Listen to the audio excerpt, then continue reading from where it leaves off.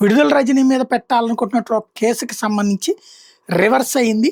విడుదల రజనీకి గాని, ఆమె పిఎలు రామకృష్ణ, శ్రీకాంత్ రెడ్డిలకు గాని తన అన్న బత్తుల శ్రీ గణేష్‌కి ఎట్లాంటి సంబంధం లేదని, ఉద్యోగాల కోసం రజనీ ఆమె పిఎలకు మా అన్న ద్వారా కొందరు డబ్బులు చెల్లించినట్టు కొందరు చేస్తున్న ఆరోపణలు అవాస్తవమని శ్రీ గణేష్ తమ్ముడు బత్తుల కుమారస్వామి మంగళవారం సెల్ఫీ వీడియో సోషల్ మీడియాలో పోస్ట్ చేసుకొచ్చాడు. ఇట్లాంటి ఆరోపణలతో తమ కుటుంబాన్ని వేధిస్తున్న వాళ్ళ పేర్లు రాసి ఆత్మహత్యకు పాల్పడతామంటూ తాజాగా వీడియోలో మెన్షన్ చేసుకొచ్చాడు. మా అన్న బత్తుల శ్రీ గణేష్‌కి డోర్నాలకు చెందిన తోట శివకృష్ణకి ఏళ్లుగా పరిచయం ఉంది. మా అన్నకు మద్యం తాగించి శివకృష్ణ చిలకలూరిపేటకు చెందిన ఎస్కే సుబాని, తన్నీరు వెంకటేశ్వర్లు చెక్కులు కాగితాల మీద సంతకం పెట్టించుకున్నారు.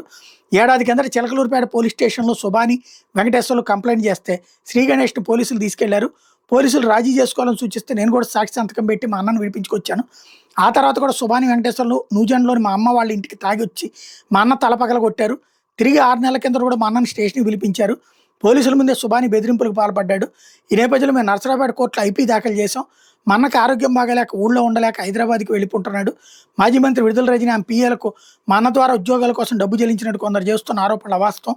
మమ్మల్ని ఇబ్బందులు గురి చేస్తున్న తోట శివకృష్ణ, సుబాని, వెంకటేశ్వర్లు తదితర పేర్లు రాసి ఆత్మహత్య చేసుకునేందుకు సిద్ధంగా ఉన్నాం. ఇది గమనించి పోలీసులు తగు న్యాయం చేయాలంటూ కుమారస్వామి చెప్పుకొచ్చాడు.